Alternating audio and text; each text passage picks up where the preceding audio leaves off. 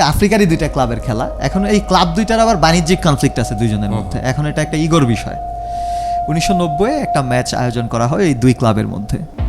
এখন ইমানুয়েলকে ডেকে বলে যে দেখো, তোমাকে আমরা সব দিচ্ছি, কিন্তু তুমি যদি আমাদের রেসপেক্টটা না রাখতে পারো তাহলে আমরা তোমাকে ফায়ার করব। এটা আমাদের এখন ইগোর বিষয়।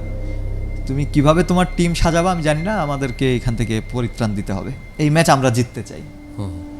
এখন ও একটু ডিপ্রেস থাকে আর কি। তো ওর এক বন্ধু আছে, আফ্রিকায় কিন্তু অনেক বেশি তন্ত্রবিদ্যা চর্চা হয়, এগুলো আমরা জানি না আসলে।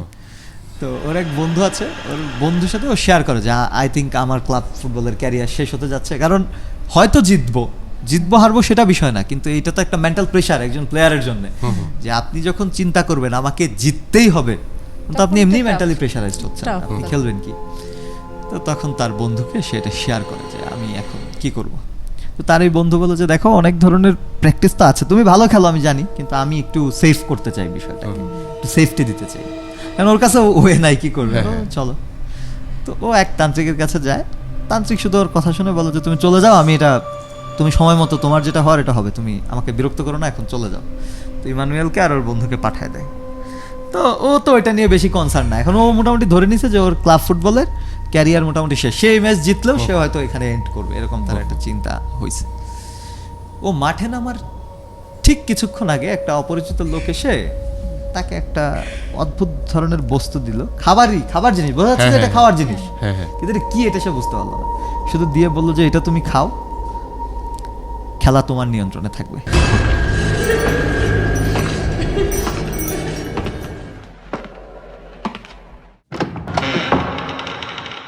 কে? অমানিশা।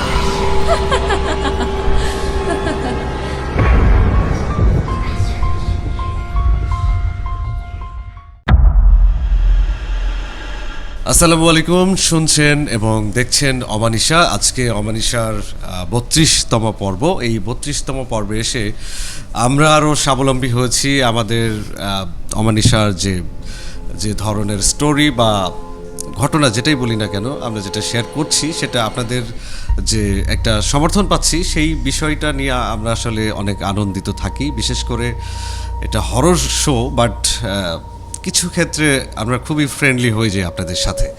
গত পর্বে এবং তার আগের পর্বে অনেকে আমাদেরকে টেক্সট করেছেন, কমেন্টস করেছেন, কেউ ভয়েস ওভার পাঠিয়েছেন। তো তাদের জন্য একটা কথা বলতে চাই, সেটা হচ্ছে যে ঘটনা, এমন কিছু ঘটনা মানে খুবই সাধারণ একটা ঘটনা হতে পারে, বাট এমন কোনো ঘটনা আপনারা পাঠাবেন না যেটা শুনে একেবারে মনে হবে যে না, এটা একটু বানিয়ে বলা হয়েছে। এই জায়গা থেকে আমরা একটু মানে রূপকথার গল্প পাঠাবেন না, একটু ভৌতিক ঘটনা হলে ভালো। হ্যাঁ। আবার এটাও হতে পারে সেই ছোটবেলায় নানুবাড়ি বা দাদুবাড়ি গিয়ে কিচ্ছা কাহিনী শুনেছেন, সেটাও কিন্তু বলতে পারেন। মানে গল্পের একটা নিজস্ব স্বকীয়তা থাকতে হবে। যাই হোক, আমি রনি আছি আপনাদের সাথে, ঢাকা FM 90.4। যারা শুনছেন এবং আমাদেরকে দেখছেন, আমার সাথে বরাবরের মতো শাফিউল মোল্লা শাফি আছে, এবং আমাদের সাথে একজন স্পেশাল গেস্ট আছে, ফরিদা লিমা। আর সে একাধারে আসলে বিভিন্ন রকম কাজের সাথে যুক্ত। তার সাথে আমার পরিচয় হয়েছিল বিশেষ করে কিছুদিন আগে মাইকেল জ্যাকসনের মুভিটা যখন রিলিজ হয়, এবং দেখলাম যে উনি দুবার দেখেছে, আমি দুবার দেখেছি। সেই জায়গা থেকে আসলে কথা বলা শুরু। অনেক ভালো ছিল আর কি সেই মুভির কথা যদি বলি, মাইকেল জ্যাকসনের বায়োপিক টাইপের যেটাকে বলে আর কি। তো আমাদের অমানিশার হট সিটে এই প্রথম আপনাকে পেলাম। খুব ভালো লাগছে আমাদের যে আপনি আমাদের সাথে জয়েন করতে পেরেছেন। আমারও খুব ভালো লাগছে, ভীষণ ভালো লাগছে। আসলে আমি তো এত অভ্যস্ত না মানে ক্যামেরার সামনে কাজ করে। আচ্ছা। এটা আমরা খুবই ফ্রেন্ডলি অ্যান্ড ফ্যামিলিয়ার আর কি সবাই। তো আমরা যখন গল্প করি তখন মনে হয় না যে আমাদের সামনে ক্যামেরা আছে। হ্যাঁ, বুঝতে পারছি যে সাফি আছে আপনার সাথে। সাফি আমাদের বেশ কিছু মানে কাজের সাথে যুক্ত, গণমাধ্যমেও আছে, পড়াশোনা করছে, গণযোগাযোগ নিয়ে পড়ছে, পাশাপাশি আমার সাথে। আসলে আমরা দুজন একসাথে করছি অনেক কিছু, উনিও করছে অনেক কিছু। যেমন না, আপনারা খুব ভালো করছেন, আমি দেখলাম। হ্যাঁ, আমরা চেষ্টা করছি আর কি। ভালো। তো অমানিশার অডিয়েন্স যারা দেখতে পাচ্ছেন, এই মুহূর্তে আমাদের স্ক্রিনের নিচে একটা নম্বর দেয়া আছে, হোয়াটসঅ্যাপ নম্বর। এই নম্বরে আপনারা চাইলে গল্প পাঠাতে পারেন, কথা বলতে পারেন, কোনো চিঠিও লিখে পাঠাতে পারেন। তো লিমার সাথে আজকে আমাদের প্রথম দেখা, এবং অমানিশার যে আমাদের যে আয়োজন, সেখানে ওনার ছোট্ট দুটো গল্প, মানে ঘটনা আর কি। হ্যাঁ, আমরা ওনার থেকেই শুরু করতে হ্যাঁ পারি। হ্যাঁ, আমরা শুনেছিলাম, একটু অফ ইয়ারে শুনছিলাম। তো অনেক অডিয়েন্স আমাদের আছে, শত শত হাজার হাজার অডিয়েন্স আছে যারা গল্প শোনার জন্য উদ্গ্রীব হয়ে থাকে। তো শুরুতে একটা ঘটনা বলছিলেন না? হ্যাঁ। মানে কোনটার কথা, যে আমার ভাইয়ের কথা? হ্যাঁ হ্যাঁ হ্যাঁ হ্যাঁ হ্যাঁ, আচ্ছা, শুরুতে বলছিলেন যে এরকম একটা ঘটনা আছে, তো সেটা একটু শুনি, আমরা শুনি। আচ্ছা। আমি ছোট মানে স্কুলে পড়ি। যেটা হয়েছে যে আমি দিনাজপুরের মেয়ে, তো আমাদের বাড়িটা হচ্ছে উপজেলা শহরে। তো ওখানে আমাদের উপজেলা পরিষদের পাশেই আমাদের বাড়ি। ওইখানে একটা উপজেলা পরিষদের পিছনে একটা লেক আছে। লেকটার আসলে একটা নদীর একটা গতিপথ বন্ধ করে লেকটা করা হয়েছে, পাশেই নদীটা আছে আবার। তো নদীর পাশে আবার শ্মশান ঘাট আছে, ওখানে রেগুলার দাহ করা হয়, যেহেতু একটা হিন্দু প্রধান এলাকা আমাদের, প্রচুর দাহ হয় ওখানে। তো আমাদের তখন যেটা ছিল যে আমরা তো সন্ধ্যার সময় যাই হোক খেলাধুলা, মানে জাস্ট আজান, মাগরিবের একটা আজানের মাইকের টোকাটা পড়লে বাসায় চলে আসতে হবে, সবাই দৌড়ে বাসায় একদম, না হলে শেষ, ওই দিন বাসায় খবর আছে তার। তো আমার ছোট ভাই ওই দুষ্ট একটু, ও লেকের ওই পাশে সবাই যায়, মজা, ও সুন্দর, জায়গাটা খুব সুন্দর। তো ওখানেও গিয়েছে, গিয়ে সন্ধ্যা একটু আজান হয়ে গেছে, তখন ও আসে নাই। তো ও আসছে আর কি, আসবে এই সময় দেখে যে আমার মা পিছন থেকে ওকে ডাকছে, এই আয় এদিকে আয়। ও উল্টা দিকে ডাকছে, আসলে নদীর ওই সাইডটায়, যে সাইডে শ্মশান আছে ওই সাইডে, কিন্তু আমাদের বাড়ি আসে যখন যেদিকে আসবে সেটা হচ্ছে উল্টা দিকে। তো বলছে যে তুমি আসো আমার সাথে, আমি ওই দিকে তো যাবো না, ওইদিকে কেন যাবো, মানে না তুই আয় এখানে। তো ও হঠাৎ যাচ্ছিল, যেতে যেতে হঠাৎ ও ফিরে তাকায়, ওর ওর ওর ইনটিউশন একটা কাজ করে না, হঠাৎ ওর মনে হচ্ছে যে এটা তো আমার মা না। সে একেবারে উল্টা ঘুরে দৌড়, ভীষণ জোরে দৌড় দিয়ে বাসায় এসে উঠানে জাস্ট হাঁপাচ্ছে, আর বলছে মানে মা কই। আমার মা তখন কিচেনে কাজ করছিল, রান্না করছিল। তখন তুমি যাওনি ওখানে? ও গিয়ে বলছে তুমি যাওনি ওখানে লেকের পারে? বলে না, আমি এখন কেন যাবো, এখন আমার রান্না বান্না আছে বলেছিলাম, আমি ওখানে তোর ওখানে যাবো কেন? আম্মা একটু রেগেই বসছে। তো ও একেবারে প্রচণ্ড ভয় পেয়ে বুক টুক কাঁপাকাঁপি, ও সারা রাত ঘুমাতে পারেনি, আমরা সবাই বসেছিলাম। ওর বয়স কত? ও তখন ওর বয়স ছিল 8-9-10 বছর হবে, মানে প্রাইমারি স্কুলে পড়ে, প্রাইমারি স্কুলে 4-5-এ পড়ে, এরকমই হবে, 8 বা 9, 10-11। হ্যাঁ 10-11 হয়তো হবে না, মানে 9-10, হ্যাঁ আরো ছোট হবে এরকম। ওইটা একটা ভয়ঙ্কর ঘটনা। বেসিক্যালি শাফি উনি যেটা বলছিল সেটা হচ্ছে যে আমার মামির বাড়ি দিনাজপুরে, বিরল নামে একটা জায়গা, তাই নাকি? আমাদের কাহারোলে। আচ্ছা আচ্ছা। তো ওখানে আমি ছোট যখন ছিলাম তখন একবার গিয়েছিলাম। তো ওই এলাকাগুলোতে ম্যাক্সিমাম হচ্ছে মানে আমার মামির বাড়ি যেখানে, সেখানে ওই যে ওইখানে হচ্ছে একটু এখন তো আমরা চাকমা বলি, উপজাতি বলি, বা ওই সময় সাঁওতাল নামে একটা কি জনগোষ্ঠী ছিল, সাঁওতাল এখনো আছে, আছে এখনো। পাশাপাশি হিন্দুদের শ্মশান ঘাট, যেখানে যে দাহ করা হয়, শ্মশান ঘাট। তো প্রত্যেকটা জায়গার, মানে বাংলাদেশে না, বিশ্বের সব প্রত্যেকটা শ্মশান ঘাটে পেছনে গিয়ে দেখবেন যে একটা করে ঘটনা বের হয়। সোফি আমাকে অনেকবার বলেছিল এই জিনিসটা, এই ঘটনাটা শুনেও কিন্তু সেম একই রকম মনে হচ্ছে। যে জিনিসটা বলছেন, এই ব্যাপারগুলো নিয়ে আসলে অনেক আগে লরেন ওয়ারেন যে কাপল ছিল, তারা তাদের বইয়ে এই ব্যাপারটা আলোচনা করেছিল। কোনো জায়গায় যদি প্যারানর্মাল কোনো ইনসিডেন্ট ঘটে, এটা কয়েকটা ধাপ আছে। আমি একটু সহজ করেই বলি ধাপটা, আমি একটু ফর্মুলা ওয়াইজ না গিয়ে আমরা আলোচনা করি আমাদের মতো করে। কোনো জায়গায় আপনি যদি বোঝেন যে ভয়ঙ্কর কিছু ঘটতে যাচ্ছে, আসলে আমরা কি কখনো শুনেছি যে ভূত আকাশ থেকে পড়ে গেছে হুট করে মাথায় বাড়ি দিছে? এমন তো আমরা শুনি নাই। এটা একটা ফরম্যাট আছে। প্রথম ফরম্যাট যেটা, সেটা হচ্ছে একটা ওয়েভ ক্রিয়েট করবে। ওয়েভ ক্রিয়েট, যেমন আপনার ভাই কিন্তু জানে যে মায়ের এখন এখানে থাকার কথা, বা মা কেন থাকবে, বাট প্রথমেই কিন্তু তার মাথায় এটা কাজ করে নাই। সে যাচ্ছিল ওইদিকে যে না মা ডাকছে। এটা হচ্ছে ওয়েভ ক্রিয়েট করা, পরিবেশ ক্রিয়েট করা। তখন পর্যন্ত তার কাছে কেবল সবকিছু মনে হবে না, ইটস ওকে ইটস ওকে। আপনি যদি এই পর্যন্ত গিয়ে ব্যাক করতে না পারেন, তারপর যেটা হবে সেটা হচ্ছে ইফেক্ট করা শুরু করবে আপনার উপর, একটু একটু একটু একটু। আফটার দ্যাট ধরেন আপনার ভাই তখনও এটা খেয়াল করলো না যে এখানে মা হতেই পারে, মা আসতেই পারে। এরপর যেটা হতো আলটিমেটলি হয়তো তার উপর অ্যাটাক হতো, নয়তো পজেসড হতো। ও ভেবেছে কি যে যেহেতু রাত হয়ে গেছে মা হয়তো রেগে হ্যাঁ হ্যাঁ তাকে হ্যাঁ ডাকতে এসেছে। এরকমই হয় বিষয়গুলো। সো যে স্টেজে গিয়ে যেটা হতো, হয় তার সাথে খুব খারাপ কিছু হতো, না হলে সে পজেসড হতো। আপনারা হয়তো তাকে পেতেন যে নদীর পাড়ে বসে আছে রাতে একা একা, নদীর দিকে তাকিয়ে আছে বা একটা কিছু। সো এই ব্যাপারগুলো, এরকমও এই থিওরিগুলো আসলে আলোচনা করেছি। শাফি, এরকমও শুনেছি যে হয়তো গাছের মগডালে হ্যাঁ হ্যাঁ বসে হ্যাঁ, আছে। প্লাস পয়েন্ট এটাই যে আপনার ভাই ওই সিচুয়েশন থেকে ব্যাক করতে পেরেছে, কামব্যাক করতে পেরেছে, না হলে কিন্তু সমস্যা ছিল। একটা ঝামেলা হয়ে যেত। হ্যাঁ, যেমন আপনি দেখবেন কিছু কিছু এখানে বসে আছেন, এই জায়গাটার কথাই আমরা বলি, আপনি হয়তো জানেন না কেন যেন আপনার একটু ভয় ভয় লাগছে, কথার কথা। এরকম অনেক জায়গা আছে, আপনি যাবেন, আপনার কেন যেন মনে হবে এই জায়গাটা আমার জন্য সিকিউর না, ভালো না। এইটা হচ্ছে প্রথম ধাপ। এমনিতেও হতে পারে, কিন্তু এটা প্যারানর্মাল থিওরিতে এটা একটা প্রথম ধাপ। আর সেটা হচ্ছে ব্রেন সিগন্যাল। হ্যাঁ, এরপর থেকে আপনি শুনতে পাবেন হয়তো চারপাশে একটু কিছু নাড়াচাড়া হচ্ছে, আপনার মনে হচ্ছে আপনার পেছন দিয়ে কেউ যাচ্ছে। সবচেয়ে বেশি যেটা দেখবেন যে বৈদ্যুতিক কোনো বাতি থাকলে সেটা ব্লিঙ্ক করে। এটা সত্যি মানে সিরিয়াস। এটার কারণ আছে, কারণ দেখেন প্যারানর্মাল এনার্জিকে আমরা কিভাবে দেখি, ভারত উপমহাদেশে তো দেখে যে এটা একটা ভৌতাত্ত্বিক বিষয়, এটা একটা মানে মানে তন্ত্রবিদ্যা এসে, কিন্তু আসলে তা না। প্যারানর্মাল এনার্জিটা আসলে একটা এনার্জি। আমাদের বৈদ্যুতিক যে বাতি চলছে, বিদ্যুৎ একটা এনার্জি, প্যারানর্মাল এনার্জিও এনার্জি। দুইটা এনার্জি যখন কনফ্লিক্ট করে তখন বৈদ্যুতিক বাতি ব্লিঙ্ক করে।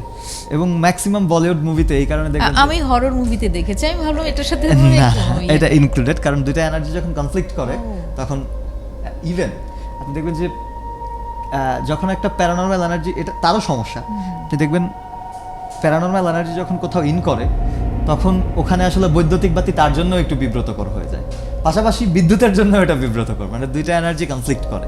সো তখন বৈদ্যুতিক বাতিও ব্লিঙ্ক করে, মোস্ট অফ দ্য টাইম দেখা যায় সব অন্ধকার হয়ে যায়। সো এই হচ্ছে বিষয় আর কি। মানে ওরা কি মানে ডার্কনেস পছন্দ করে তাই না? ওরা ডার্কনেস পছন্দ করে সেটা তো হতে পারে, কিন্তু এখানে ব্যাপারটা হচ্ছে এনার্জি টোটালি। কারণ বিদ্যুৎ একটা এনার্জি, ও একটা এনার্জি। না এখানে পজিটিভ নেগেটিভ যেমন কনফ্লিক্ট করে, ওরকম দুইটা এনার্জিও আসলে এখানে ওনার একটা কথা আমরা করতে পারি, সেটা হচ্ছে যে ডার্কের কথা বলা হচ্ছে যে অন্ধকারে বেশি এরকম হয়, বাট গ্রামে ভর দুপুরবেলাতে কিন্তু অনেক ঘটনা ঘটে যায়। ইভেন একটা বিষয় একেবারে আছে, দুপুরবেলা।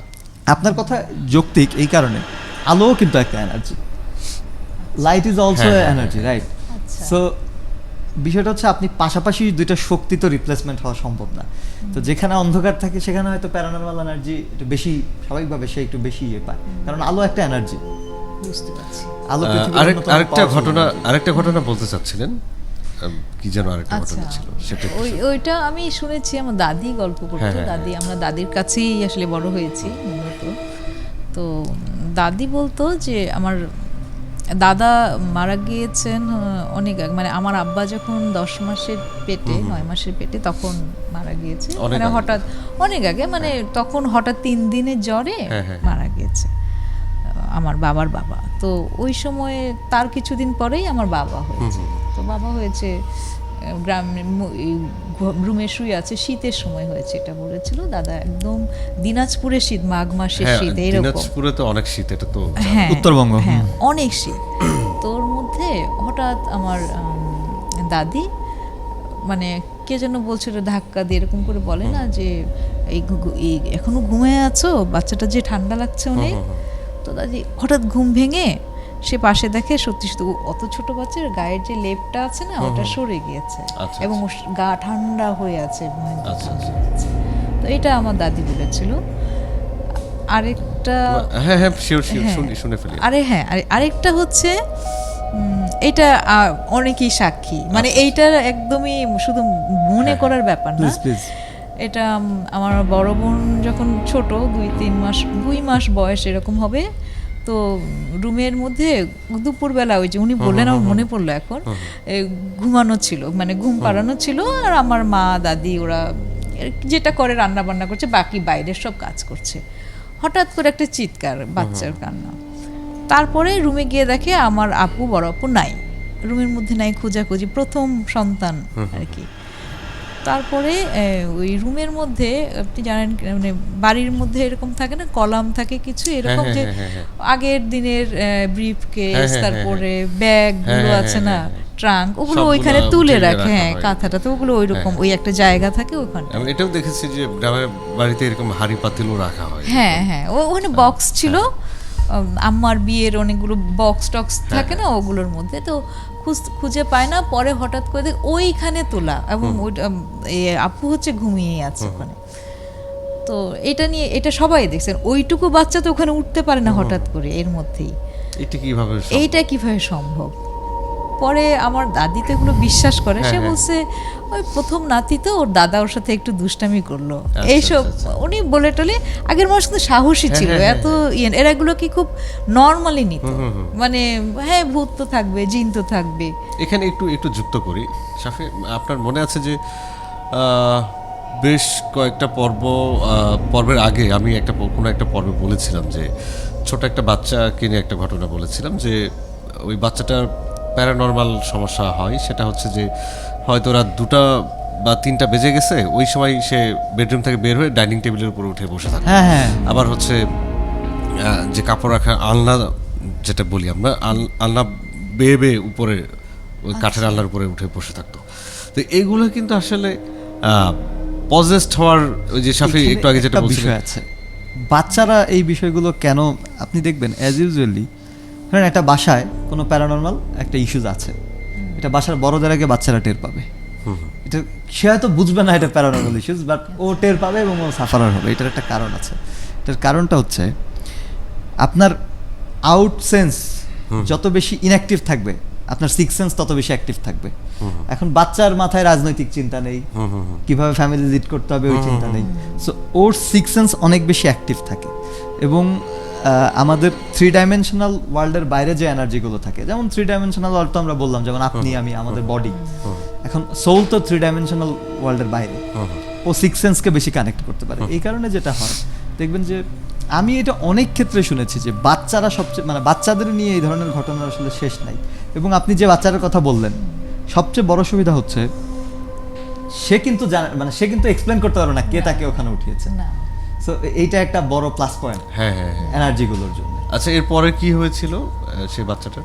না আর এরপরে কিছুই ঘটেনি, কোনো সমস্যা হয়নি, এরপরে কিছু, এইজন্যই সবাই অনেকে এটাও ধরে নিয়েছে মানে ক্ষতি করেনি। ব্যাপারটা হচ্ছে তার কোনো ক্ষতি করেনি, এটা একটা জাস্ট ধরেন জাস্ট উঠিয়ে রেখে দিয়েছে, হ্যাঁ, মানে একটা মজা করার মতো, যে এত উপরে উঠিয়ে হয়তো বসে রেখে চলে গেছে। আর এমন ইনসিকিউর না যে কেউ আমাদের রুমে গিয়ে ঢুকতে পারবে, এরকম না জায়গাটা। আচ্ছা, আরেকটা প্রশ্ন আপনাকে করি, সেটা হচ্ছে যে 2টা ঘটনা আমরা শুনলাম আর কি, যে প্রশ্নটা হচ্ছে যে যখন আপনি বাসায় একা থাকেন, ধরেন বাসায় কেউ নাই, হয়তো বেড়াতে গিয়েছে বা আপনি কোথাও গিয়েছেন, বাসায় একা, তখন রাতে আপনার অনুভূতি কি থাকে সেটা একটু শুনতে চাচ্ছি।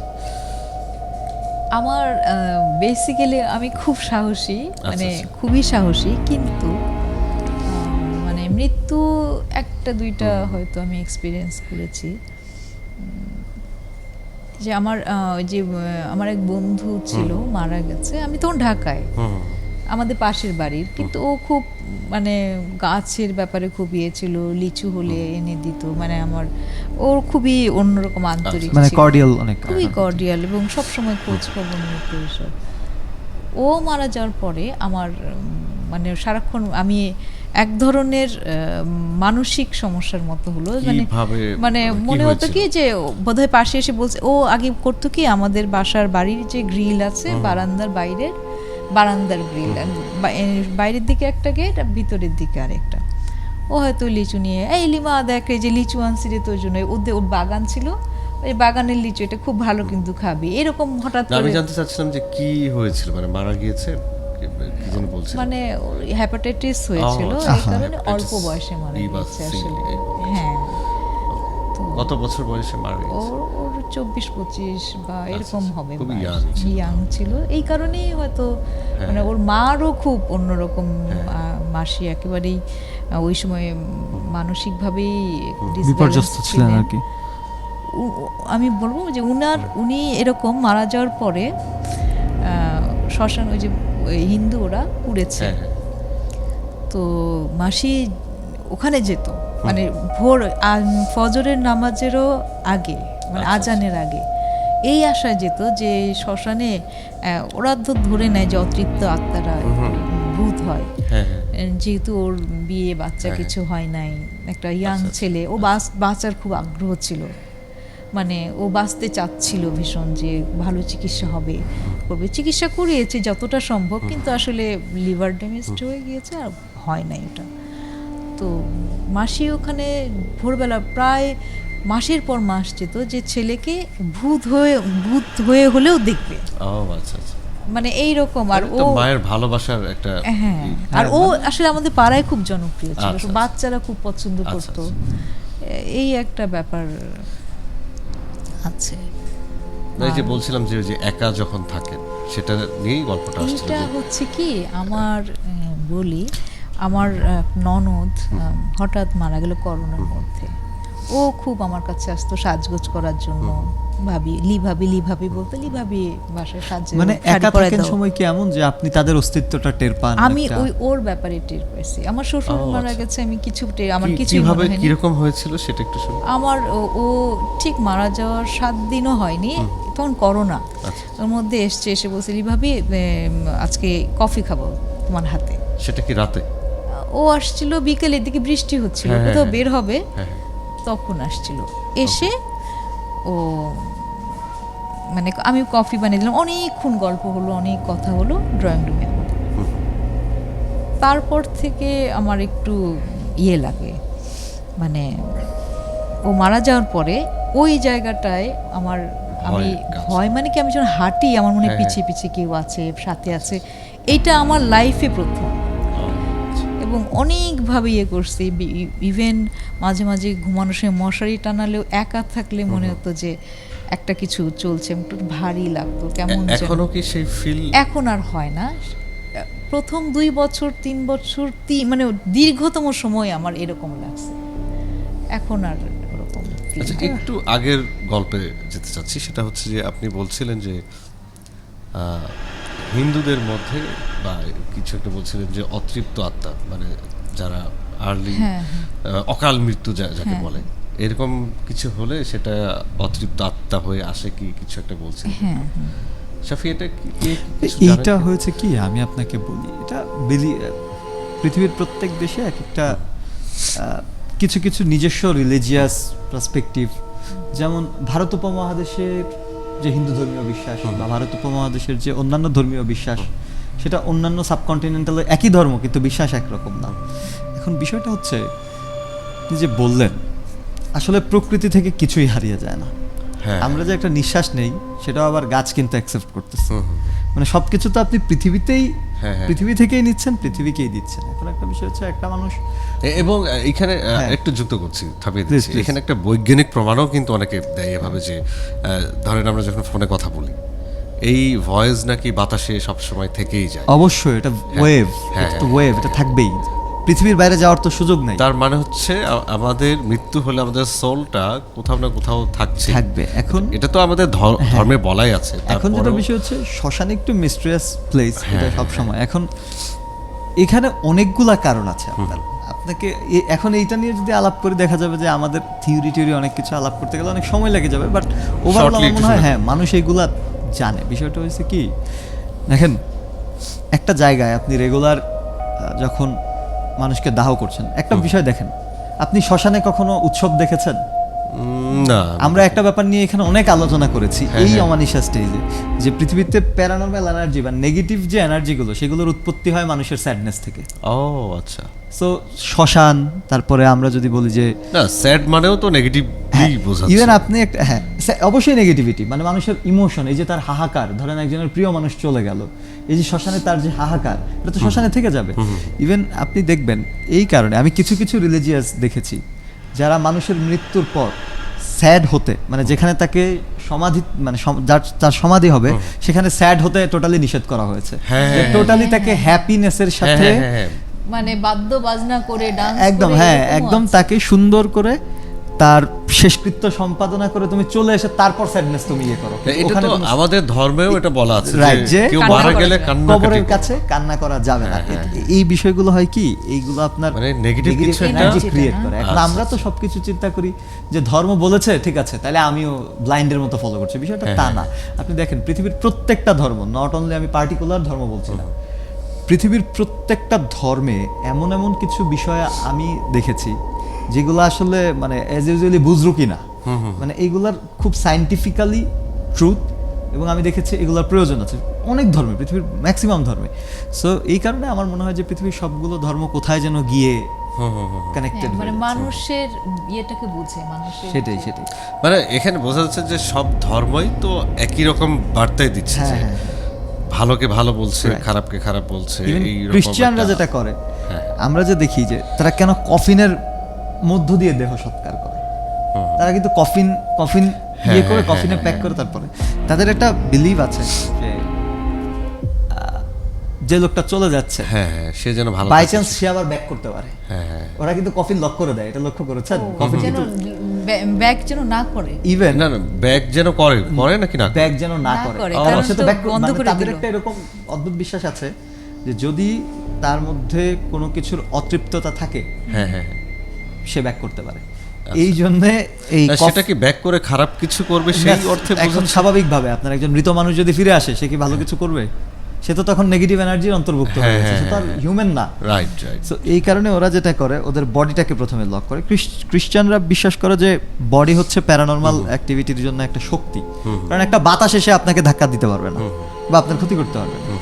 সো ওরা যেটা করে প্রথমে বডিটাকে লক করে ইয়ে করে, এবং কবরের উপর দেখবেন একটা ক্রস চিহ্ন দিয়ে ওরা এটা ক্রস ইয়ে করে। না, প্লাস চিহ্ন এরকম। ওইটাই মানে ক্রুশ খ্রিস্টিয়ান ক্রুশ যারা, যেটা হ্যাঁ, হ্যাঁ, ক্রুশবিদ্ধ। ক্রুশ। হ্যাঁ হ্যাঁ হ্যাঁ, মানে যিশু। ওনাদের যে স্মৃতিতে। স্মৃতিটা আর কি। এটা কেন দেয়া হয়? ওরা বিশ্বাস করে এটা দেওয়ার পর কবরটাও এখন সেফ, এখন যিশুর এই সিম্বলকে আর অতিক্রম করতেও পারবে না, তারা আর আসবেও না। এই কারণে কিন্তু খ্রিস্টান কবরস্থানে তারা এই মানে সিম্বলটাকে পবিত্র আত্মার একটা হ্যাঁ হ্যাঁ ইয়ে দেয়। পবিত্র আত্মা হিসেবে রাখার জন্য তারা এটা এখানে তো use শাফি, করে। লিমার কাছ থেকে আমরা তো প্রায় 2-3টা ঘটনা শুনে হ্যাঁ, ফেললাম। তো এখন একটু শাফির কাছে যাচ্ছি। শাফি, যেহেতু ওয়ার্ল্ড কাপ চলছে, হ্যাঁ। আর আজকে একটু মানে গতকাল রাতের যে খেলাটা সেটা হচ্ছে ব্রাজিল হেরেছে। হ্যাঁ, এটার বিষয়ে আসলে আমরা এই না, না, বিষয়ে তর্ক না করি, যাচ্ছি, যেহেতু, তর্কে যাচ্ছি না, আসলে- একটা আসলে ব্যাপার থাকে, দেখেন- সেটা হচ্ছে যে এই ওয়ার্ল্ড কাপে আমি একটু যুক্ত Please, করি, please. তারপরে আপনারটা শুনতে চাচ্ছি। সেটা হচ্ছে এই ওয়ার্ল্ড কাপে না, প্রত্যেকটা ওয়ার্ল্ড কাপে একজন করে জ্যোতিষী বা তান্ত্রিক আলোচনায় আসেন। কে ভাইরাল করা হয়। সে হয়তো ফু দিচ্ছে, হা হু করছে, বলছে না এবার আর্জেন্টিনা ওই ম্যাচে বাসায় ফিরে যাবে, এবং হচ্ছেও তাই, কিংবা হচ্ছে না। বাট এইটা নিয়ে একটা ক্রেজি একটা হ্যাঁ হ্যাঁ আবহাওয়া ক্রেজিনেস থাকে থাকে always। আর কি। তো এইরকম একটা ঘটনা এর আগে আপনি আমাকে বলতে চেয়েছিলেন, তো যেহেতু ওয়ার্ল্ড কাপ চলছে, সো সেটা শোনা যেতে পারে। দেখেন আমি আসবো, তার আগে শুরুতেই বলি যেহেতু খেলার প্রসঙ্গটা আনলেন, দর্শকরা এখন খেলা নিয়ে বিজি। আসলে লাতিন আমেরিকার ফুটবল লিগেসি হারিয়ে যাচ্ছে, এটা ট্রু, এবং এটা হবেই। এখন তো পৃথিবীর কোনো দেশ পিছিয়ে নেই। হ্যাঁ হ্যাঁ আপনার একটা জিনিস বুঝতে হবে, ধরেন আজকে মেসি রিটায়ার্ড করলো, এখন বাংলাদেশের প্রচুর পরিমাণে কমার্শিয়াল ব্যাকআপ আছে। হ্যাঁ হ্যাঁ হ্যাঁ, সো আমি মেসিকে কিনে নিয়ে আসবো যে আপনি আমার টিমের কোচ মানে হিসেবে ক্লাবের থাকেন। খেলার কথা বলছিলেন। তখন মেসির এই ট্রিক্সগুলো অ্যাপ্লাই কারা করবে? আমার টিম করবে, বাংলাদেশ করবে। সো একটা সময় যেটা ছিল যে পৃথিবীতে যোগাযোগ ব্যবস্থার একটা গ্যাপ ছিল, যেমন আমরা জানি যে ইতিহাস থেকে কার্লোস কাইজার, যে জীবনে একটি ফুটবল ম্যাচও খেলেনি, কিন্তু কার্লোস কাইজার ফুটবলারও ছিল না। হ্যাঁ হ্যাঁ, সে শুধু সে শুধু দেখাতো সে খুব ভালো ফুটবলার, কিন্তু আমাদের কমিউনিকেশনের অভাবের কারণে, প্রযুক্তির অভাবের কারণে তাকে কেউ আইডেন্টিফাইও করতে পারে নাই। সে বিশ্বের অন্যতম ধনাঢ্য ফুটবলারদের একজন হিসেবে বিশ্বে পরিচিত ছিল। বাট তার যখন বয়স 50-এর কাছাকাছি, তখন সে নিজেই স্বীকার করে যে আমি আসলে প্রতারণা করেছি সবার সাথে, আমি আসলে ফুটবলার না। এখন ওই দিনগুলো তো এখন নাই। না না, এখন পৃথিবীর যে কোনো দেশ ভালো খেলতে পারে। হ্যাঁ হ্যাঁ ইটস অলরেডি হ্যাঁ, মানে আগে মানে আজকে থেকে 7-8 বছর আগেও মানুষের ধারণা ছিল যে ফুটবল মানে হচ্ছে ব্রাজিল, আর্জেন্টিনা। রাইট। এখন But সবাই এখন open up। দেখেন মরক্কো Right. উঠে আসছে, নরওয়ে তো আছেই, সবাই। আরো এইরকম দেখেন নতুন না, অনেক দল আছে। জাপান হ্যাঁ চিন্তা হ্যাঁ করেন, জাপান, US এর কোরিয়া, কথাও যদি হ্যাঁ। আমরা আর্জেন্টিনার সাথে যে খেলা দেখলাম, হ্যাঁ বার্থডে 66 নাম্বার একটা ইয়ে, হ্যাঁ, সে কোন জায়গায় সে পারফর্ম হ্যাঁ, করেছে হ্যাঁ, আপনি হ্যাঁ। দেখেছেন? তো ওই জায়গাটা চিন্তা করতে হবে। আচ্ছা যাই হোক, আমরা সেদিকে সেটা আমরা স্পোর্টস নিয়ে কোনো একটা আলোচনায় যাব। এখন রনি ভাই, আপনাকে এই ব্যাপারটা নিয়ে আমি একটু বলবো। ওই যে আপনাদের যে দুজনকে তান্ত্রিকের কথা বলছিলেন, আমরা প্রত্যেক বিশ্বকাপেই দেখি যে একজন তান্ত্রিকের ঘটনাটা আসলে আসে। এখন আমরা এই সময়ে এসে একটু হাসাহাসি করি, হ্যাঁ হ্যাঁ একটু মজা হয় যে এই কি অদ্ভুত কথাবার্তা হ্যাঁ বলছে। হ্যাঁ হ্যাঁ। কিন্তু শুধু ফিফা না, আপনি যদি ওয়ার্ল্ড ফুটবল হিস্ট্রিতে যান, আপনি জানেন যে একটা খুব বড় একটা অংশ জুড়ে অকাল্টিস্টদের একটা ভূমিকা আছে, তন্ত্রবিদ্যার একটা ভূমিকা আছে, তাই সেটা নাকি? কি এবং প্রত্যেকটা ক্লাবের সঙ্গে, যেমন ধরেন একজন প্রধানমন্ত্রী বা রাষ্ট্রপতির কি থাকে, একজন প্রেস সেক্রেটারি থাকে, একজন স্বাস্থ্য উপদেষ্টা থাকে, এরকম থাকে না? প্রত্যেকটা ক্লাবের সাথে এরকম অ্যাডভাইজাররা তো আছেই, হ্যাঁ। পাশাপাশি একজন অকাল্টিস্ট মাস থাকে, এটা জানেন? ও আচ্ছা, এটা হচ্ছে একটা হিডেন পোস্ট, এর কোনো চুক্তি থাকে না, বাট ও থাকে।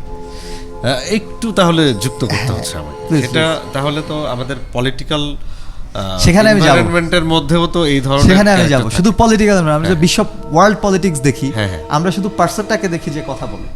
আরেকটু আমাকে বলতে সুযোগ দিন। Please, সেটা please. হচ্ছে যে ধরেন অনেক দেশের প্রাইম মিনিস্টার দেখবেন যে খুবই স্মার্ট, বাট কোনো না কোনো ক্ষেত্রে হয়তো আংটি নেওয়ার জন্য কোথাও গিয়েছে, কোথাও মাজারে গিয়েছে, এরকমও কিন্তু দেখা যায়।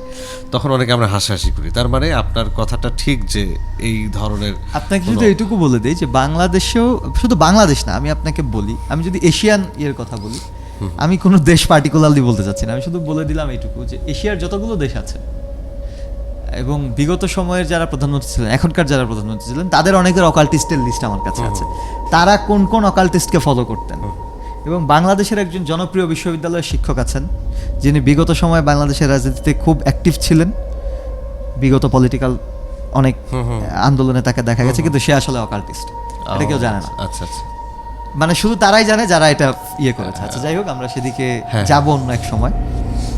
এখন যেটা বলতে চাচ্ছি, ফুটবলের সাথে যে প্যারানর্মাল কানেক্টিভিটিগুলো আপনারা একটু মনে করতে পারবেন, আমি একটু মনে করায় দিই। 90s ফুটবলের সময় একটা বড় চর্চা দেখা যেত, দেখতেন যে গোল পোস্ট আছে না, হ্যাঁ, গোল হ্যাঁ। পোস্টে তাবিজ বাঁধা, ও আচ্ছা। মাঠে খেলা শুরু হওয়ার আগে কে যেন এসে কিসের একটা কিছু একটা গুঁড়ো ছিটিয়ে দিচ্ছে। হ্যাঁ হ্যাঁ হ্যাঁ। মানে এখন তো যেমন আমরা ফিফা প্রত্যেকটা অংশ লাইভ দেখতে পারি, কারণ থাউজেন্ডস অফ ক্যামেরা ওটা হ্যাঁ ফোকাস হ্যাঁ করছে। হ্যাঁ হ্যাঁ। তখন তো এই আর সুযোগ ছিল না। এগুলো ছিল না। যেমন আপনার একটা ছিটিয়ে দিচ্ছে, দেখা যাচ্ছে আসলেই খেলা এখান থেকে প্রভাব পড়ছে। গোল পোস্টে তাবিজ বেঁধে দিয়ে দেখা যাচ্ছে কিছু একটা মন্ত্র পড়ছে, এটার উদ্দেশ্য হচ্ছে এই বারে বল ঢুকবে না। এবং দেখা গেছে এরকম অনেক সময় হয়েছে। এখন এমনিতে অনেক সময় গোল হয় না, সেটা ভিন্ন বিষয়, কিন্তু দেখা গেছে এরাও যখন এগুলা করতো তখন আসলে গোল হতো না। সো এই ধারাবাহিকতায় আজকে আমি যে ঘটনাটা বলবো সেটা হচ্ছে আফ্রিকার একজন জনপ্রিয় ফুটবলার আছেন, যারা ক্লাব ফুটবল দেখেন স্পেশালি, তারা তাকে একটু বেশি রিলেট করতে পারবেন। ইমানুয়েল মানে আরহাম আর কি, Emmanuel Arham. He was very good player, actually striker ছিল। এখন ক্লাব ফুটবলের একটা বিষয় থাকে, জানেন যে আমরা বিশ্ব ফুটবলে যাদেরকে দেখি তাদের তো আমরা তারকা মনে করি, অনেক বড় কিছু মনে করি, কিন্তু এরা কিন্তু ক্লাব ফুটবলে কেবল জব হোল্ডার, প্রত্যেকে, ইভেন নেইমার সহ সবাই। এবং আপনি জানেন যে ক্লাব ফুটবলে আমরা দেখেছি যে মেসির মতো বিশ্ব কিংবদন্তিকেও ক্লাব ফুটবলে তাকে তার পর্যাপ্ত সম্মান দেওয়া হয়নি, তাকে ট্রিট করা হয়েছে যে ও তো জব হোল্ডার। অনেক হিউমিলিয়েট হতে হয়েছে মেসিকেও। আসলে ক্লাব ফুটবল প্লেয়ারদের অত একটা রেসপেক্ট দিতে চায় না, কজ দে হ্যাভ মানি, ওরা কিনে নেয়, ওরা তো বলেই যে উই বাই প্লেয়ার।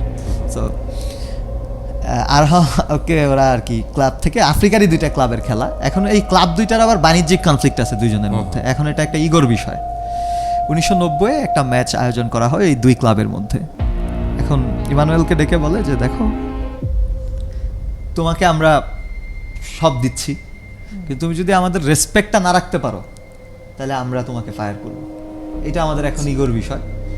তুমি কিভাবে তোমার টিম সাজাবা আমি জানি না, আমাদেরকে এখান থেকে পরিত্রাণ দিতে হবে, এই ম্যাচ আমরা জিততে চাই।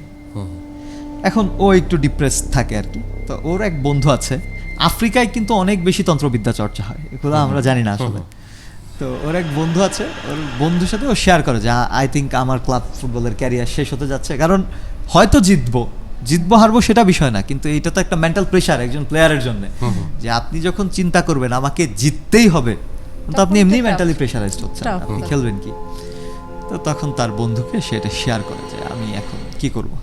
তো তার এই বন্ধু বলল যে দেখো অনেক ধরনের প্র্যাকটিস তো আছে, তুমি ভালো খেলো আমি জানি, কিন্তু আমি একটু সেফ করতে চাই বিষয়টাকে, একটু সেফটি দিতে চাই, কারণ ওর কাছে ওয়ে নাই কি করবে। হ্যাঁ, হ্যাঁ। চলো, তো ও এক তান্ত্রিকের কাছে যায়, তান্ত্রিক শুধু ওর কথা শুনে বলো যে তুমি চলে যাও, আমি এটা, তুমি সময় মতো তোমার যেটা হওয়ার এটা হবে, তুমি আমাকে বিরক্ত করো না, এখন চলে যাও। তো ইমানুয়েলকে আর ওর বন্ধুকে পাঠায় দেয়। তো ও তো এটা নিয়ে বেশি কনসার্ন না, এখন ও মোটামুটি ধরে নিছে যে ওর ক্লাব ফুটবলের ক্যারিয়ার মোটামুটি শেষ, সেই ম্যাচ জিতলেও সে হয়তো এখানে এন্ড করবে, এরকম তার একটা চিন্তা হয়েছে। ও মাঠে নামার ঠিক কিছুক্ষণ আগে একটা অপরিচিত লোক এসে তাকে একটা অদ্ভুত ধরনের বস্তু দিল, খাবার জিনিস, বোঝা যাচ্ছে যে এটা খাওয়ার জিনিস, হ্যাঁ, হ্যাঁ। কিন্তু এটা কি এটা সে বুঝতে পারলো না, শুধু দিয়ে বললো যে এটা তুমি খাও, খেলা তোমার নিয়ন্ত্রণে থাকবে। ও আচ্ছা। তুমি যেখান থেকে তুমি যদি তোমার গোল, তোমার বারে দাঁড়ায় তুমি যদি শট দাও ওটা গোল হবে, শুধু এটুকু বলে যে তাড়াতাড়ি খাও আর বাকিটা রেখে দাও তোমার কাছে। তো খেয়ে বাকিটা ওর কাছে আর্কাইভ করে আর কি। অদ্ভুত বিষয় হচ্ছে মানে ইমানুয়েল ক্যারিয়ারের সবচেয়ে ভয়াবহ গোলগুলো সেদিন হয়। ও মানে যেটা হয়েছে আপনার, ও দেখা গেছে যে কর্নার থেকে কিক দিয়ে ডাইরেক্ট গোল পোস্টে ঢুকে গেছে। আরে বাবা।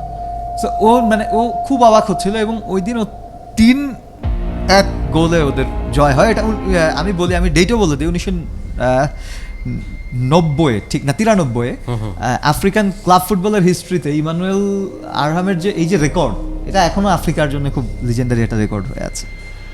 ও ওই ম্যাচ জেতে খুব প্রতাপের সাথেই, ও নিজেও বুঝতে পারতেছিল না যে এইটা কিভাবে পসিবল, কিন্তু যেটা হয়েছে ঘটনা ওই দিন রাতে যেটা হয়, ও ম্যাচটা শেষ করে ও তো খুব বাহাবা পাইছে, ও যখন রাতে রুমে গেল ওর কাছে একটু খেয়েছিল, একটু থেকে গেছে। হ্যাঁ হ্যাঁ হ্যাঁ। এখন ও জিনিসটা আসলে কি ওটা বোঝার জন্য ও হাতে নেয়, ও বুঝতে পারতেছে না, কিন্তু ওর মনে হচ্ছিল যে এটা খাওয়ার পর না ও আসলে ওর নিজের প্রতি নিয়ন্ত্রণ পাচ্ছিল না।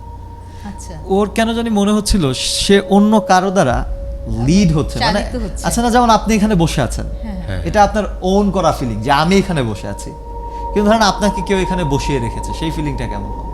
সো ও নিজের মধ্যে আসলে নিজেকে টের পাচ্ছে না এটা খাওয়ার পর থেকে। মানে ওকে চালিত করছে। হ্যাঁ, মানে ওর মনে হচ্ছে যে ও যে রুমে আসছে, ও যে এই ফলটা এখন দেখছে, এই সবগুলো অন্য কারো ইচ্ছায় হচ্ছে, মানে সে তার কোনো ইচ্ছা ফিল করছে না নিজের মধ্যে। তো ওই দিন রাত গেল, ও সারা রাত ঘুমাতে পারেনি, ওর শুধু মনে হয়েছে যে ও একটা পুতুলের মতো জাস্ট, ও যে ঘুমাতে পারছে না ওখানে ওর কোনো হাত নাই, ও এরকম ফিল করে। পরদিন ও ওর বন্ধুর কাছে যায় যে আমার তো, ও বুঝতে পারে বিষয়টা, বলে যে দেখো এরপর থেকে তো আমার এরকম ফিল হচ্ছে, ইভেন গোলগুলো যে হয়েছে ওগুলো আমি দিছি বলে আমার বিশ্বাস হয় না, কারণ এটা গোল হওয়ার শর্টই, আমি গোল হওয়ার মতো স্কোপই পাই নাই, আমি যে শর্ট করবো আমি তো স্কোপই পাই নাই, মানে আসলে ও ভালো খেলে নাই, কিন্তু ও জানে ও ভালো খেলে নাই, কিন্তু গোল হয়ে গেছে। গোল হয়ে গেছে। তো এটা বলে, তো ওর এই বন্ধু ওকে আবার সেই অকাল্টিস্টের কাছে নিয়ে যায়, নেওয়ার পর মানে ও রিকোয়েস্ট করে যে দেখেন আমি ক্ষমা চাই, আমার ভাই আমি লাগলে আর ফুটবল খেলবো না, কিন্তু আমার এটা দাও। এইটা আমি নিজের মধ্যে নিজেকে টের পাচ্ছি না। এইভাবে সহযোগিতা নিয়ে সে খেলবে না। হ্যাঁ, আমি আর আমার দরকার নেই, আমাকে প্লিজ একটু ইয়ে করেন। তো অকার্টিস্ট ওকে নিয়ে হাসাহাসি করার পর ওকে একটা কি যেন দেয়, বলছে তুমি ঠিক হয়ে যাবা। তো ওইটা খাওয়ার পরে ও আরো 2-1 দিন অসুস্থ ছিল, থাকার পর ও কাম ব্যাক করে, ও প্রপারলি কাম ব্যাক করে, ওর আর ওই ফিলিংটা কাজ করে না, এবং আরহাম তখন সিদ্ধান্ত নেয় যে ও প্রয়োজনে ওর ক্যারিয়ার এন্ড করবে, তাও এই ধরনের হেল্প আর নিবে না, কিন্তু তখন সে ওইটা শেয়ার করে না। ওই যে ঘটনা যে হয়েছে সব পুরোটা হাইড করে, কারণ তখন তো এটা ইজ্জতের ব্যাপার, হ্যাঁ, হ্যাঁ। যেই ক্লাব তাকে টাকা দিয়ে মানে ইয়ে করতেছে, সে বলবে যে তুমি এটা শেয়ার করতে গেলা কেন, তুমি জিতছো, এটাই আমার জন্য রেপুটেশন। হ্যাঁ হ্যাঁ হ্যাঁ, সো একটু প্রেশার, এটা শেয়ার করে না। কিন্তু 2004-05 দিকে একটা লিজেন্ডারি ইন্টারভিউয়ে আরহামকে প্রশ্ন করা হয় যে আপনার জীবনের সবচেয়ে দুর্দান্ত যে গোলের ইতিহাস, মানে আপনি যে এটা করলেন, আপনার কি মনে হয় না যে এরপর আপনার এই ধারাবাহিকতাটা ধরে রাখার কথা ছিল? তখন সে আসলে বাধ্য হয়ে স্বীকার করে, ততদিনে ওই ক্লাবের সাথে তার চুক্তি শেষ।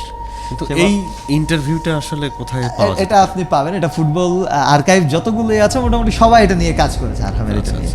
সো এই যেমন কার্লোস কাইজারের এটাও আর্কাইভে আছে, যে কার্লোস কাইজার আসলে ফুটবলার না। ফুটবলারদের একটা পজিটিভ বিষয় হচ্ছে, হয়তো সবাই করে না, কিন্তু অনেকেই একটা বয়স পরে এসে নিজেদের খেলার যে ট্রিক্স গুলো থাকে ওরা স্বীকার করে ফেলে।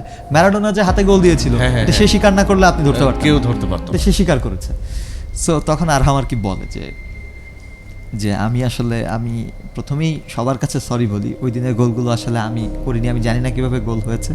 আমি সেদিন জুডো হেল্প নিয়েছিলাম, এটাকে জুডো বলে। কিন্তু এখন তো আমার মনে হচ্ছে তাহলে যখন আমরা তো অনেক ছোট ছিলাম, এখন- ম্যারাডোনা তো Right, আমাদের বাবাদের জেনারেশনের। হ্যাঁ হ্যাঁ হ্যাঁ, তো এটা শুনেছি যে হাত দিয়ে গোল করেছে, তার মানে ম্যারাডোনা যখন বলেছে তখন সবাই রাইট। না, এটা জানতে না পেরেছে বললে যে- আপনি জানতে হবে। শুনুন, হ্যাঁ, ফুটবলাররা তার মানে- বলে দেয় তার কেন? মানে এখানে কি ওই ধরনের কোনো শক্তি ছিল কিনা যে এখানে একটা বিষয় আছে, ফুটবলাররা যদি স্বীকার না করে আপনি ধরতে পারবেন না কেন, আমি বলি। বিশেষ করে ওই সময় এবং- না হ্যাঁ, না, আমি আমি আমি কেন- কেন নাই, বলছি, কিছু ধরেন নাই। আমরা তিনজন এখানে ফুটবল খেলছি, হ্যাঁ, হ্যাঁ। আমি হাত দিয়ে হুট করে গোলটা দিয়ে দিলাম, আপনারা কিন্তু দেখতে পাবেন। Right. তার মানে ওই সময় কেউ দেখতেই না, পায় না। নাই যে ম্যারাডোনা Right. হাত দিয়ে এখানে আরো বিষয় আছে, সেটা হচ্ছে ওরা কেন নিজেরাই স্বীকার করে, এইটা হচ্ছে বিষয়। নিজেরা স্বীকার করে কারণ একটা সময় পরে ওরা আর মানে ফুটবলারদের কিন্তু চুক্তির ম্যাচ শেষ হওয়ার পরে সে আর ওই ক্লাবের কাছে দায়বদ্ধ না। তখন সে যখন স্বাধীন থাকে, তার তো জীবনে অ্যাচিভ করা হয়ে গেছে, তখন সে সত্যটা বলে, এটা একটা পজিটিভ সাইন। আমার কাছে মনে হয় যে তাও মানে ওই যে আমরা বলি না প্লেয়ার স্পিরিট, এইটা তো একটা ব্যাপার। ওরা কিন্তু বেসিক্যালি অনেস্ট, মানে পরিশ্রম রাইট করে, রাইট, ওরা তো এটা আর্টিস্ট, দে আর হ্যাঁ। আর্টিস্ট, এবং তারা কিন্তু এটা হাইড করে নাই। যেমন ইমানুয়েল আহমেদ তো চাইলে খুব বুজরুকি করতে পারতো হ্যাঁ, যে না আসলে আমার আমি পায়ে পারছি, আমি আমার পায়ে করছি। খুব স্কিল আছে, এখন তো বয়স হয়েছে, এখন আর পারি না। তো সেইটা না করে কিন্তু সে বলছে। এখন যেটা বিষয় আপনি বললেন না, আমি কেপ ভার্দের এই বিষয়টা নিয়ে সিরিয়াসলি স্টাডি করেছি। যে তান্ত্রিক এই ভবিষ্যৎবাণী করেছিল সেও ফেলে দেওয়ার মতো তান্ত্রিক না। সে আসলে, আমরা হয়তো তাকে সোশ্যাল মিডিয়া নিয়ে হ্যাঁ, হ্যাঁ, ট্রল করেছি, হ্যাঁ, হ্যাঁ, বাট ও আসলে ট্রল করার মতো তান্ত্রিক না।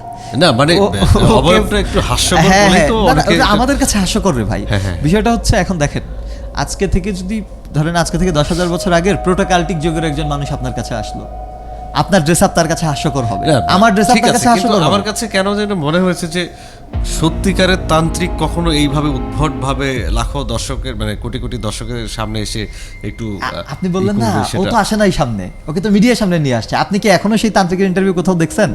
না সেটা ও তো সামনে আসে নাই। ও আসলে, ওর বিষয়টা হচ্ছে ও আসলে এক্সপার্ট তান্ত্রিক, আমি দেখেছি। ও আচ্ছা, আচ্ছা। ওখানকার খুবই এক্সপার্ট তান্ত্রিক এবং ওকে ভরসাও করে সবাই। সেটা কিভাবে বুঝতে পারলেন যে এবং উনি আমি expert? মিডিয়া আমি স্টাডি করেছি। আচ্ছা। প্রথমে তো কেপ ভার্ডদের মিডিয়া এটা মানে ও, ফলাও করেছে যে right, উনি তো এই right. ভবিষ্যৎ। হ্যাঁ। এখন বিষয় হচ্ছে, এখন উনি যে পৃথিবীর সবচেয়ে শক্তিশালী তান্ত্রিক, আপনি সেটা মনে করবেন কেন? আর্জেন্টাইনও তো অকাল্টিস্ট আছে। হ্যাঁ হ্যাঁ থাকতেই পারে। তো ও অকাল্টিজম প্র্যাকটিস করবে, আর্জেন্টাইন অকাল্টিস্টরা বসে থাকবে। আর্জেন্টাইন জাতীয় টিমের কি অকাল্টিস্ট নাই? রাইট। এইটা খুবই, এবং পলিটিক্সেও আপনি যদি রাশিয়ান পলিটিক্স ফলো করেন, আপনারা রাসপুটিনের নাম তো শুনেছেন, sure. George Rasputin. হ্যাঁ হ্যাঁ রাসপুটিনকে রাষ্ট্রীয়ভাবে একটা সময় হিউমিলিয়েট করা হতো, cause he was the part of subordinate class. সে কিন্তু রাষ্ট্রীয় কোনো ফিগার ছিল না। আলটিমেটলি একটা সময় সে এমন অবস্থা করে যে সে রাজা এবং রানীকে তার অধীনস্থ করে ফেলে। সে কিন্তু কিং ছিল না রাশিয়ার, বাট রাজা এবং রানী তার অধীনস্থ হয়ে গিয়েছিল, তৎকালীন কিং অ্যান্ড কুইন, কারণ সে ছিল একজন অকাল্টিস্ট। তার চোখের দিকে যে তাকাতো সে সম্মোহিত হয়ে যেত। তাহলে একটু এটা আসলে দর্শক আপনারা রাসপুটিনকে বিশ্বে সবাই চেনে, even I am really fan of him. হ্যাঁ দর্শকরা অন্য কিছু মনে করবেন না, সেটা হচ্ছে যে মেসি বা এমবাপ্পে বা আরো যারা আছে, ওদের সিকিউরিটির জন্য লাগে তো ভাই। আপনি একটা জিনিস চিন্তা করেন, ধরেন মেসি নেইমার না, শুধু ইন্টারন্যাশনাল যত ফলোয়ার আছে, যত ইয়ে আছে, আপনি তো জানেন না যে ঠিক কোত্থেকে কখন ব্ল্যাক ম্যাজিক তো না, আমরা আমি দেখি কেন যে- বলছি আমি বলি, সেটা হচ্ছে ধরেন এমবাপ্পে একটা গোল এমন জায়গা থেকে গোলটা করলো, আমাদের কিন্তু দেখতে অবাক লাগে এইখান থেকে কিভাবে গোলটা হয়ে গেল। হ্যাঁ হ্যাঁ হ্যাঁ, আমি বলছি না যে সবাই তান্ত্রিকের না, না, না। পরামর্শ বা ঝাড়ফুঁক নিয়ে গোল করতে পারছে, সেটা না, বাট আমার কাছে মানে ইম্পসিবল লাগে না, আমরা যে দেখি এখানে তো বিষয়গুলো এই জন্যই আমি বলছি যে আপনি যে আমরা যেভাবে চিন্তা করি বিষয়টা তো এরকম না আসলে। ধরেন মেসি, নেইমার, এদের প্রত্যেকের আবার পার্সোনাল অকাল্টিস্ট আছে, এটার কারণও আছে। এখন আপনি চিন্তা করতে পারেন যে ছি এদেরকে এত স্মার্ট মনে করি, আর এরা এইসব তন্ত্র। তাহলে কি আপনি বলতে চাচ্ছেন যে পৃথিবীর সব হচ্ছে লিজেন্ড ফুটবলাররা কি দেখেন, তান্ত্রিক আসক্ত কিনা? আপনাকে আমি বলি, সেটা না, কি হতে পারে? তান্ত্রিক আসক্ত না বিষয়টা তো আসক্ত বা না। কেউ কি আসক্ত ডক্টর না মানে আসক্ত হচ্ছে- হয়? না, কেউ কি ডক্টর আসক্ত হ্যাঁ, হয়? হ্যাঁ, আপনি আমার একটা বিষয় চিন্তা করেন, কেউ তো ডক্টর আসক্ত হয় না। আপনার প্রয়োজন আছে বলে, যেমন আমরা দেখতাম যে মাইকেল জ্যাকসনের মানে পরামর্শ নিচ্ছে একটা ডক্টরের টিমই ছিল মাইকেল জ্যাকসনকে যারা রেগুলার দেখাশোনা করতো। ইভেন এরকম আছে যে মাইকেল জ্যাকসনেরও অকাল্টিস্ট ছিল, জানেন সেটা? মাইকেল জ্যাকসনেরও অকাল্টিস্ট ছিল সিরিয়াসলি, Okay. এবং তার এটা নিয়ে খুব আলোচনাও হয়েছে। হ্যাঁ, হ্যাঁ। এখন বিষয়টা হচ্ছে অকাল্টিস্ট গুলো যে ওরা মেনটেন করে তা না। ধরেন আপনি মেসির ম্যানেজার, পার্সোনাল ম্যানেজার। এখন আপনার উপরে দায়িত্ব হচ্ছে এনি হাউ তাকে সুস্থ রাখা। এখন একজন অকাল্টিস্টের স্যালারি ধরেন আপনি, বা মান্থলি কনসালটেন্সি ফি হিসেবে আপনি তাকে $1,00,000 দিচ্ছেন, মেসির জন্য $1,00,000 কোনো ইস্যুস না। সো আপনার এই বাড়তি সিকিউরিটিটা নিশ্চিত করতে অসুবিধা কি? রাইট। তাই না? আর ওদের তো ওইরকম অকাল্টিস্ট নিয়োগ দিচ্ছে না যে তন্ত্র বিদ্যা করে তাবিজ দেয়, ওরকম না। আমার অফিসে পড়ালেখা করছে। আসছিল বাংলাদেশ চলচ্চিত্রের মানে কিংবদন্তি ভিলেন ডিপজল। হ্যাঁ হ্যাঁ। তো উনি যেদিন আসছে আমার ডিপার্টমেন্টে আসলো, দেখি ওনার বডিগার্ড প্রায় 5-6 জন বডিগার্ড আছে এবং 2 জন ডক্টর আছে অল টাইম। মানে জুতা খোলার পরেও তো ওনার বডির টেম্পার মানে দেখা হচ্ছে, প্রেশার দেখা হচ্ছে, মানে প্রত্যেকটা ঘন্টায় ঘন্টায় ওনাদের আসলে ওইভাবে। সেটাই মানে বিষয়গুলো এরকমই। আপনার কিছু জিনিস নিরাপত্তার প্রয়োজন হয়। এখন ধরেন এগুলো তো দেশেরও বিষয়। এই যে ব্রাজিল হারলো, এটা কিন্তু একটা রেপুটেশনের জন্য ক্ষতি করে সাময়িক। যেরকম ধরেন ব্রাজিল যেরকম ডিফেন্স মানে হ্যাঁ, মেইনটেইন করে, গতকালকে কি রকম ছিল একেবারে ফালতু। এখন যেমন ধরেন সেটাই, এখন ধরেন ব্রাজিলের এটা কিন্তু কান্ট্রি রেপুটেশন। এখন এটা তো শুধু খেলা, আমরা খেলাটাকে বিনোদন হিসেবে দেখি, কিন্তু এটা একটা ইকোনমিক্যাল ব্যাকবোন, এটা একটা কান্ট্রি রেপুটেশনের ইস্যুস। সো তাহলে ব্রাজিলে কি একদমই তান্ত্রিক নাই, বা ব্রাজিলে কি একদমই ব্ল্যাক ম্যাজিশিয়ান নাই? সে কি চেষ্টা করবে না? নাকি নরওয়েতে ব্ল্যাক ম্যাজিশিয়ান নাই? সো এখানে আসলে সবই কানেক্টেড, সব কিছু কানেক্টেড। এই বিষয়গুলো বুঝতে হবে। আমরা যেটা চিন্তা করি, হ্যাঁ আপনাকে বিশ্বাস করতেই হবে, করতে হবে, আপনি শুধু ততটুকুই বিশ্বাস করেন যতটুকু আপনি দেখছেন, সবটা আপনার চিন্তার প্রয়োজনও নাই। ওকে, বাট সবাই যে চিন্তা করবে না তা তো না, কেউ না কেউ তো চিন্তা করবে। তো আজকে আমরা ছোট ছোট অনেক ঘটনা শুনলাম, শেয়ার করলাম। আশা করি আপনাদের ভালো লেগেছে। আমাদের হট সিটে গেস্ট লিমা, আপনি আর কি কিছু বলতে চান? না, আমি এখানে এসে আসলে অনেক কিছু শিখলাম, মানে জানলাম যে প্যারানর্মাল যে এই এতগুলো ব্যাপার আছে, এত কিছুর সাথে কানেক্টেড, এটা আমি আমরাও কিন্তু কিছুই জানি না। ইভেন আমার একটা ইচ্ছা আছে, আমি রনি ভাইয়ের সাথে মাঝে মধ্যে এটা নিয়ে গল্প করি। আমার গণসংযোগে গ্র্যাজুয়েশন শেষ হলে আমি যদি সুযোগ পাই, ইন্ডিয়ান অনেকগুলো ইউনিভার্সিটিতে প্যারাসাইকোলজির উপর কোর্স আছে, যেটা মাস্টার্স বা গ্র্যাজুয়েট দুটোই করা যায়। আমাদের আমি হয়তো প্যারাসাইকোলজি নিয়ে এই অমানিশার একটা এক্সট্রা একটা পার্ট হচ্ছে যে শাফিউল মাওলা। না তো শাফি বেসিক্যালি বাংলাদেশের বিভিন্ন রকম হরর শো যে রেডিওগুলোতে হয় সবার সাথে কানেক্টেড এবং অনেক স্টাডি করে, সেই জায়গা থেকে সে অনেক কিছু আমাদেরকে ডেলিভারি করে, যেটা আপনি একটু আগে বলছিলেন না যে আমি অনেক কিছু শিখলাম, সেটা বুঝতে পারলাম যে প্রতিনিয়ত ওর কাছ থেকে আমিও শিখি। না আসলে আমিও শিখি আপনাদের কাছ থেকে, প্রত্যেকদিন নতুন নতুন কিছু শিখছি, শেখাটাই আসলে আমার গোল। তো লিমা, দর্শকদের উদ্দেশ্যে কিছু বলতে চাইলে বলতে পারেন। অসংখ্য ধন্যবাদ ঢাকা এফএমকে। আর আমার খুব ভালো লেগেছে এখানে এসে কথাগুলো, কত আগের কথা এগুলো বলার, শেয়ার করার কারণে, এবং এটার পিছনে যে একটা আলাদা সায়েন্স আছে বা সাইকোলজি আছে, সেটা সম্পর্কে জানতে পেরে একটু নিজেকে আরও বেশি মনে হচ্ছে যে ইনরেস্ট মনে হচ্ছে, এনলাইটেন লাগছে। তো এই জায়গায় থেকে তো আমার খুবই ভালো লেগেছে, আর আপনাদের অসংখ্য ধন্যবাদ। আপনাকেও থ্যাঙ্কস। বিষয়টা হচ্ছে এরকম, আমাদের পড়াশোনা, চাকরি, সংসার, ফ্রেন্ডস, এর বাইরে কিন্তু অনেক কিছু মানে আছে আর কি। সেগুলোকে যদি একটু খুঁটিয়ে খুঁটিয়ে বোঝার চেষ্টা করেন বা চিন্তা করার চেষ্টা করেন, তাহলে এই যে প্যারানর্মাল ব্যাপারটা, এইটা আসলে তখন মনে হবে এটা অনেক বড় একটা জগৎ। তো আমরা এই জগতের আসলে ছোটখাটো নৌকা বেয়ে মাছি আর কি আমরা বাইতে। সেটাই যে আমি কথা বলতে বলতে পরের যে গল্প, যে উনি বললেন যে আমার কোনো বাতাস ভারী লাগে না, তখন কিন্তু আমি আবার রিকানেক্ট করলাম যে আসলে মানে সেটা যে লেগেছিল আমি এক দুজনের সাথে শেয়ার করেছি, তাও ওই যে হয় না সন্দেহ যে এটা মনে হয় আমার মনের একটা ইয়ে বা এরকম, কিন্তু এটার সাথেও তো অনেক কিছু যে যুক্ত আছে। এবং আরেকটা বিষয়, সেটা হচ্ছে শফি আর আমি যখন গল্প করি এই প্যারানর্মাল বিষয় নিয়ে, আমরা অনেক সময় হয়েছে যে আজকে অমানিশা শোতে আমরা কি বলবো সেটা আমরা ঠিক করে আসি না।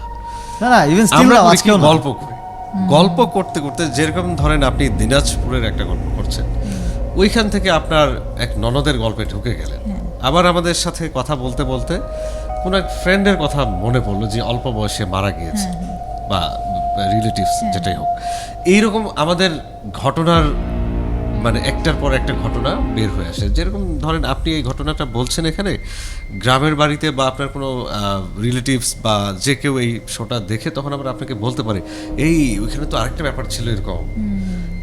এইভাবে আসলে এই গল্প উঠে আসে। বেসিক্যালি ভূতের গল্প মানেই আমরা এইটা বলি না যে ভূত সামনে এসে দাঁড়াইছে এই তোকে মারবো খাবো ঘাড় মটকাবো। এগুলো কিন্তু আমরা বলি না। এইখানে আমাদের বিষয়টা আরেকটা বিষয় ভাবার আছে। আপনি যদি দেখেন একদম পৃথিবীর শুরু থেকে যেই পর্যন্ত ইতিহাস আমরা পাই খুঁজে, দেখবেন সেই শুরু থেকে প্যারানর্মাল একটা অস্তিত্বের কথা, সেটা গড হোক ইভিল হোক, একটা উল্লেখ আপনি পাবেন। এখন দেখেন যেমন গ্রিক মিথোলজিতে আমরা জিওসের কথা পড়েছি, রাইট। এই প্রজন্মে মানুষ শিওর হয়ে গেছে যে এটা শুধুই মিথোলজি। হ্যাঁ হ্যাঁ হ্যাঁ। কিন্তু পৃথিবীর শুরু আপনি- থেকে এখন পর্যন্ত এই প্যারানর্মাল বিলিফটা কিন্তু মানুষের মধ্যে আজকেও আছে, আগামীতেও থাকবে, গতকালকেও ছিল। আমার কাছে তো পিরামিডটাকেও প্যারানর্মাল মনে হয়। না, আসলে যে তাই তো। পিরামিডটা বানানো হয়েছে, হ্যাঁ, ওটা তো এটা এখনো মনে হয় না যে ওই সময় তো প্রযুক্তি ছিল Wonder, না, wonder. কিছুই ছিল না, অনেকে কিভাবে বলে যে possible? এঞ্জেলরা বানিয়েছে, হ্যাঁ, হ্যাঁ, হ্যাঁ, ভিন হ্যাঁ, গ্রহ alien মানুষ বানিয়েছে। এলিয়েনরা বানিয়েছে। কিন্তু এইখানে একটা মজার বিষয় কি, আমি পিরামিডের বিষয়টা দেখেছি। পিরামিডটা আসলে একটা নেটওয়ার্ক টোটাল। পিরামিডের ভেতরের এলিমেন্টস গুলো দেখেছেন কিনা? মানে এটা বেসিক্যালি ওটা কিন্তু- কবর। না না মানে না, পিরামিড আগে ভাবতো এরকম, এটা ভাবতো। এখন আর নাই, পাওয়া যায়নি ও, ওখানে আচ্ছা, কিছুই। ওখানে আমি হ্যাঁ তো জানি যে রাইট। মমি হ্যাঁ, করে ওখানে আর কোনো মমি মমি পাওয়া- করে রাখা হয় এরকম এটা ওখানে- আমরা ছোটবেলা থেকে এগুলোই পড়েছি না, ও, যেগুলো ছিল। আচ্ছা, আচ্ছা, আচ্ছা। এখন কিছুই পাওয়া যায় না। এটা আসলে একটা রিসেন্টলি যেই জিনিসটা আসলে মানে আমাদের মডার্ন সায়েন্স যেটা নিয়ে কাজ করছে, যে পিরামিড সৌরশক্তি রিজার্ভ করতে পারে, পিরামিডের পাথর, এবং এটার ভেতরে এনার্জি সেন্টার পাওয়া গেছে একটা। মানে আচ্ছা। আজকের যে এনার্জি সেন্টার আমরা দেখি সেটা তো হ্যাঁ, না। হ্যাঁ, এখন এইটা নিয়ে ওরা ভাবছে যে এই জিনিসটা কি আসলে আদৌ কোনো নেটওয়ার্ক হিসেবে, একটা জিনিস যদি আপনি লক্ষ্য করেন, it's like a tower. Tower আচ্ছা একদম। আচ্ছা আচ্ছা আচ্ছা। এবং ওইটা যেই সেন্টারে আছে, মানে মানে পুরা মানে জিওগ্রাফিক্যাল যে সেন্টারে আছে, সেটারও এক ধরনের ম্যাথস আছে যে অন্য অন্য জায়গায় কিভাবে সিগন্যাল Right, right, right, একদম ইকুয়েশন করা আছে, যেটা সিগন্যাল পাঠানোর একটা টাওয়ারই হয়তো ইভেন হওয়া সম্ভব। রনি ভাই, আপনার একটা জিনিস আপনার মনে আছে কিনা, আমার লাস্ট বই অতলান্তিকে আমি একটা ব্যাপারকে রিলেট করতে চেয়েছিলাম, যে একটা অন্য কোনো একটা সময়ের সাথে কোনো একজন গ্রহের দেবতার সাথে পৃথিবীর সাথে যে কানেকশনের বিষয়টা আমি স্টোরিতে এনেছিলাম, এটার পেছনে পিরামিড আমার একটা বড় ইন্সপায়ারেশন হিসেবে ও, কাজ আচ্ছা, করেছে। আচ্ছা, আচ্ছা। এখন হতেও তো পারে যে পিরামিড কি আসলে অন্য কোনো গ্রহকে কানেক্ট করার মতো কোনো কানেকশন ছিল কিনা। এখন দেখেন আপনি চাঁদে যাচ্ছেন আজকে, আপনি স্যাটেলাইট দিয়ে দিচ্ছেন আকাশে, দেখা যাচ্ছে। এখন এইটা তো একদিকের অগ্রগতি। হ্যাঁ, হ্যাঁ, হ্যাঁ। এখন পৃথিবীতে শুধু ইন্টারনেট কেন্দ্রিক না, না না আমরা আজকের সভ্যতা এই সেক্টরটা খুঁজে পেয়েছি, বিদ্যুৎ এবং ইন্টারনেট। হ্যাঁ, সো আমাদের অগ্রগতিটা এইদিকে হচ্ছে। হ্যাঁ, হ্যাঁ। এখন অন্য একটা সভ্যতা যে অন্য কোনো দিকে অগ্রগতির পথ খুঁজে পায়নি। যেমন আপনি যদি দেখেন যে আমরা এখন পর্যন্ত পম্পেই সিটির মতো কিন্তু আর্কিটেকচার করতে পারিনি। হ্যাঁ হ্যাঁ হ্যাঁ, রাইট। সো ওইটা কি ওদের অগ্রগতি ছিল না? হ্যাঁ ছিল। এবং আমাদের চেয়ে অগ্রগতি ছিল হ্যাঁ, তাদের। পম্পে 4000 বছর আগের একটা রেস্টুরেন্ট খোঁড়ার পর দেখা গেল একটা চিকেন পাওয়া গেল, সেই চিকেন এখনো পচেনি। তাহলে ওরা কি মেডিসিন ইউজ করতো যে 4000 বছরের একটা না, চিকেন কিছুদিন আগে তো নিউজে একটা দেখলাম যে ডাইনোসরের ডিম পাওয়া গিয়েছে এবং ডিমটা অক্ষত অবস্থায় ওভাবে আছে। আপনি মেবি দেখেছেন নিউজে। So, এই যে অবস্থা, এখন আমরা মনে করছি যে ইন্টারনেট বা আমাদের সভ্যতা ইজ আলটিমেট ট্রু, বাট এটা ট্রু না। হয়তো বা পিরামিডকে আমরা খুঁজে পাচ্ছি না, কারণ পিরামিড হয়তো ইন্টারনেটের সাথে কানেক্টেড না, তার হয়তো অন্য কোনো এনার্জিটি কি অন্য আছে কোনো সেটা energy আমাকে থাকবে। ফাইন্ড আউট করতে হবে। সেটা ফাইন্ড আউট করলে পৃথিবী আবার নতুন একটা দিগন্ত উন্মোচন করবে হয়তো। সো এই হচ্ছে বিষয়। ওকে, আজকে গল্প করতে করতে আমরা একদম শেষ পর্যায়ে চলে এসেছি। আশা করি অমানিশা আপনাদের ভালো লাগবে। সবাই সুস্থ থাকবেন, সুন্দর থাকবেন, এবং আপনারা চাইলে আমাদের গেস্টের হট সিটে এসে বসতে পারেন, কিন্তু সেক্ষেত্রে অবশ্যই খুব সুন্দর একটা হরর স্টোরি থাকতে হবে বা কোনো একটা ঘটনা থাকতে হবে, বা আপনার ফ্যামিলির কেউ ইফেক্টেড হয়েছে সেটা বলার বা জন্য নিজে affected আমাদের- হয়েছেন। হ্যাঁ, নিজেও হয়েছেন সেটা বলার জন্য আমাদের অমানির সাথে আসতে পারেন। আজকের মতো এখানে শেষ করছি। সবাই ভালো থাকবেন, সুস্থ থাকবেন। খোদা হাফেজ।